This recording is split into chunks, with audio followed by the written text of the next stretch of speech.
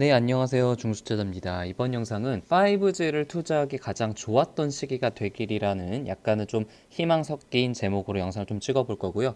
그리고 이제 시장을 좀 비관적으로 바라보시는 분도 있고 이제 긍정론적으로 바라보시는 사람도 있잖아요. 근데 이번 2019년 말부터 해가지고 2020년에는 굉장히 한국 증시가 좋을 것이라고 생각을 하는 사람 중에 하나고, 이거는 이제 개인의 이제 포지션의 선택이니까 그 포지션의 선택은 개인의 자유죠. 그리고 그 선택에 따라서 책임을 지는 것도 당연히 이제 본인이 개인이 책임을 져야 될 부분이고요. 근데 이제 항상 저는 이제 비관론보다는 낙관론이 항상 승리를 한다고 생각을 하고, 이제 지금이 비관론을 많이 가져가야 될지 아니면은 낙관론을 가져가야 될지를 잘 판단을 해야 된다고 생각을 해요. 이게 무슨 말이냐면은 굉장히 시장이 이제 비관론에 가득 차 있을 때 이제 낙관론을 보는 사람이랑, 그리고 시장이 굉장히 낙관으로 가득 차 있을 때 비관을 보는 사람, 이런 사람들, 통찰력이 있는 사람들이 정말로 돈을 벌 수 있는 것이지, 비관론이 가득할 때 비관론을 한 숟갈 더 얻는다는 것은 별로 의미가 없는 생각이고, 그 이면에서 벌어지는 것들을 잘 통찰하는 그런 시각이 필요하다고 생각을 합니다. 일단은 해외 뉴스를 좀 보면은 이제 미국과 중국의 그 관세가 원래 15일날 추가 관세를 부과하기로 했었는데 그 연기가 지금 검토 예정이라고 월스트리트저널에서 얘기를 좀 하고 있죠. 근데 이제 미국 증시가 그렇게 많이 오르진 않았는데 아직 좀 트럼프의 입을 좀 살피고 있는 것 같아요. 트럼프가 지금 이제 그러니까 뉴스에서만 이렇게 얘기가 좀 나온 것이고, 아직은 지금 FOMC 회의가 이후에 좀 얘기를 할 것으로 생각이 되고 있는데, 트럼프가 아직 확답을 좀 주지 않았기 때문에 아직은 좀 눈치 보기 장세가 우리나라 오늘 시장도 좀 그렇고 미국 시장도 좀 그런 모습을 보인 것 같습니다. 일단 미국 시장은 0.7%니까 거의 그냥 보합이었죠. 그러니까 오르지도 않고 약간 좀 오르는가 싶었는데 거의 이제 음봉으로 끝나면서 상승분을 거의 다 반납을 했고, 그러니까 제 생각에는 만약에 미중 무역 그 관세가 좀 딜레이가 된다면은 여기서 약간 조금 추가적으로 상승할 가능성이 있겠고, 근데 일단은 신고가를 치고 올라가는 상황이기 때문에 차익 실현 물량은 계속 좀 나올 가능성이 좀 있어요. 근데 만약에 15일 관세가 예상과는 다르게 부과가 된다면은 여기서 이제 급락을 해서 8,000대 초반까지 떨어질 가능성도 좀 있겠죠. 미국 증시도 조금 눈치 보기 장세를 좀 펼치다 보니까 우리나라 코스피도 많이 오르진 않았죠. 0.3% 정도 조금 올랐고, 코스닥도 한 0.3% 정도 올랐으니까 크게 이제 오른 거는 없고, 여기서 우리나라도 같이 이제 관세 눈치 보기 장세가 되고 있는 것 같습니다. 관세가 만약에 예상대로 우리 희망대로 딜레이가 된다면은 600 중후반대까지는 다시 한번 좀 테스트를 하러 갈 가능성이 좀 높을. 그래서 이제 본격적으로 섹터에 대해서 자세히 보기 전에 제가 비관론을 왜 그렇게 싫어하는지, 그리고 비관론의 어떤 허점, 맹점에 대해서 좀 얘기를 해드리고 싶어요. 그러니까 2019년 7월 달에 마시는 분들은 아실 거예요. 이제 JTB라는 그 유튜브 채널인데 굉장히 좀 구독자가 많고, 저도 이제 많이 이분의 의견들을 좀 참조를, 결과론적으로는 저는 이분의 생각이 이제 틀렸다고 생각을 해서, 이분께서 이제 7월 달에 어떤 제목으로 영상을 좀 올렸냐면은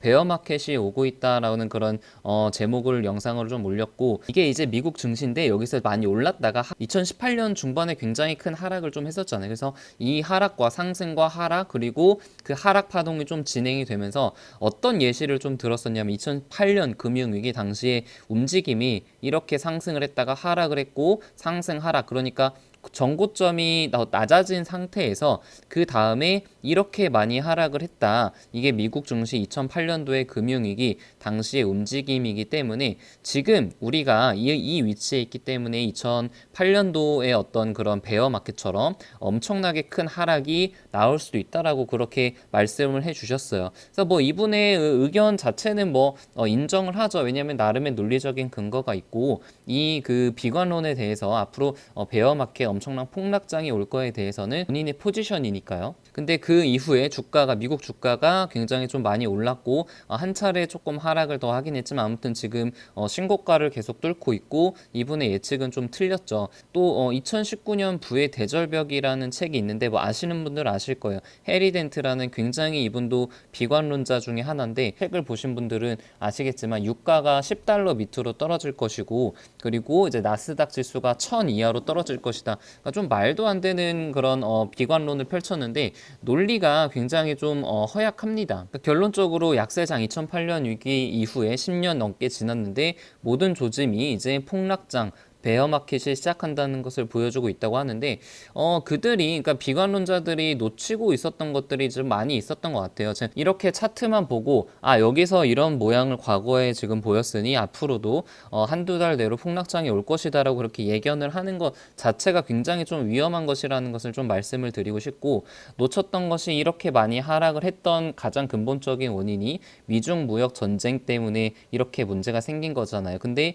이게 지금 현재 타결될 그럴 가능성이 좀 보이고, 여러 가지 제조업 지표들의 중국도 그렇고 우리나라 지표도 조금씩 반전을 하고 있는 그런 모양새를 보이고 있습니다. 그리고 이제 금리 인하가 되면은 본격적인 앞으로 한 6개월에서 1년 내로 베어 마켓이 온다라는 것이 이분들의 주장이기도 한데, 뭐 다들 아시겠지만 금리 인하는 현재 지금 멈추고 이번 FOMC도 금리 동결이 거의 이제 확정적이죠. 이제 제롬 파월이 말했듯이 금리 인하는 좀 일시적이었다라는 것이 어느 정도는 시장의 컨센서스인 것 같아요. 그래서 제가 말씀드리고 싶은 것은 부정적인 것들만 보고 싶은 것은 이제 부정적인 것만 정말 보이고 약점인 것 같아요. 그래서 예상치 못했던 어떤 악재가 터지거나 포지션을 바꿔야 될 때는 빠르게 바꾸는 자세가 굉장히 좀 중요하다고 생각을 하고, 긍정론자의 포지션을 취하고 있지만 이게 또 언제 어떤 이벤트가 생겨서 저의 포지션을 바꿀 수도 있는 거죠. 그래서 서론이 좀 길었는데 일단 오늘 저의 이제 종목들이랑 섹터들을 좀 보면은 대부분의 좀 종목들이 괜찮았던 것 같아요. 오이솔루션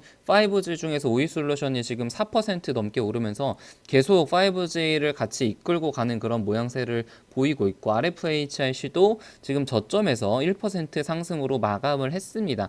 그래서 전반적으로 보면은 지금 뭐 서진 시스템도 마찬가지고 다산 네트워크스도 마찬가지인데 저점에서 계속 더 추가적으로 하락을 하지 않고 횡보를 하고 있는 그런 모습을 보이고 있기 때문에 지금 2020년에 다가올 모멘텀을 기준으로 생각을 해봤을 때 지금이 가장 모으기 좋을 시기가 아닌가 하는 그런 개인적인 생각을 하고 있고, 개인적으로도 계속 이제 다산 네트워크스도 여기서 매수를 계속했습니다. 이제 2020년에 가장 많이 오를 섹터 중에 하나가 반도체 섹터라고 생각을 하고 있고, 그 중에서 테스를 좀 유심히 보고 있는데, 아직 테스 같은 경우는 이제 5G 같은 경우는 굉장히 한 3달 넘게 지금 9월 달부터니까 3달 가까이 조정과 가격 조정과 기간 조정을 받았지만 아직은 IT 섹터는 지금 많이 오른 것에 비해서 아직 기간 조정과 가격 조정이 아직은 좀 충분치 않다고 생각을 하고 있기 때문에 충분히 아직은 물량을 다 채우지는 못했지만 여기서 추가적으로 좀 조정이 나온다면은 계속 좀 비중을 확대할 생각을 가지고 있습니다. 이제 그 밖에 제가 이제 가지고 있는 종목 중에서 위메이드가 오늘 거의 한 8% 장중에 8%좀 넘게 오르면서 이 단기적인 박스권을 좀 뚫으려는 그런 시도를 하다가 아무튼 실패를 했죠. 그래서 이 박스권을 한 번에 뚫기는 좀 쉽지 않아요. 왜냐하면 이게 굉장히 그 매물대가 많기 때문에. 근데 아무튼 거래량이 좀 터져주면서 그 양봉을 좀 보였기 때문에 굉장히 좀 긍정적인 포지션으로 계속 홀딩을 하고 있고, 무난하게 이번 내년 한 중순 전까지는 4만원대, 더 만약에 간다면 5만원대까지는 좀 기대를 할 수 있을 것으로 생각이 됩니다. 이제 개인적으로 헬릭 스미스에 대해서 제가 굉장히 좀 좋게 영상을 3편이나 찍었었고, 그리고 여기서도 계속 추매를 했었다고 말씀을 드렸는데 11월 말 정도 해가지고 이 지지선을 깨고 좀 내려가는 그런 모습을 보였어요. 그래서 제 생각에는 이게 물론 기다리면은 한 6개월 1년 기다리면은 분명히 20만원 30만원 이상 갈 종목이라고 생각을 하고 있긴 하지만 지금 당장의 모멘텀이 좀 부족하기 때문에 다른 종목들, 그러니까 지금 G3BNT라든가 다른 위메이드처럼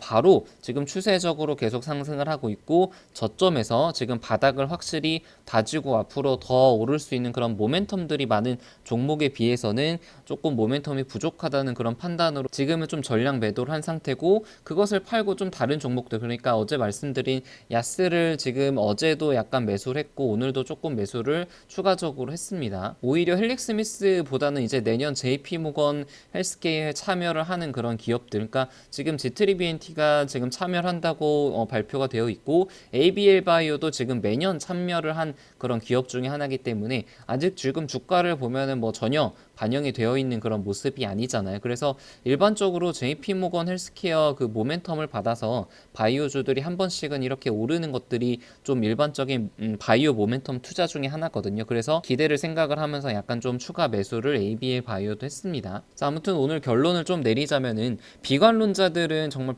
안 좋은 뉴스들만 보기 때문에 결국엔 투자를 할 수가 없어요. 근데 이 비관론이 굉장히 팽배한 가운데서 어떤 것들이 실질적으로 좋아질지를 항상 고민하는 그런 습관이 굉장히 중요하다고 생각을 합니다. 그런 측면에서 지금 5G 종목들이 굉장히 많이 떨어졌고, 이렇게 떨어지면 사실 스스로도 비관론과 이게 더 떨어지면 어떡하지라는 그런 공포감이 지배를 할 수밖에 없거든요, 뇌를. 근데 그것을 이제 극복을 하고 앞으로 어떤 좋은 일이 생길지 낙관론적인 자세가 결국에는 주식에서 돈을 벌어다 준다고 생각을 합니다. 네, 그래서 영상은 여기서 좀 마치고요. 제가 이제 2019년이 거의 다 마무리가 돼서 어떤 책들을 읽었고 어떤 종목들을 투자를 했는지 한번 좀 리뷰를 해봤어요. 그래서 제가 2019년 책을 좀 상당히 많이 읽었더라고요. 저는 항상 책을 읽을 때 이 제목과 그 날짜들을 정리를 하면서 제가 영감을 받은 내용들을 좀 정리를 하는데, 이 중에서 제가 가장 많이 영감받은 책 3가지를 좀 소개를 하면서, 항상 좀 책을 읽을 때 전 주식이랑 연관을 지어서 생각을 하기 때문에 주식 얘기도 좀 하면서 저의 책 서평 얘기도 좀 하겠습니다. 그리고 제가 가장 잘 매수한 종목과 가장 좀 후회하는 종목들, 그런 거에 대한 영상도 찍을 예정입니다. 영상은 여기서 마치겠습니다.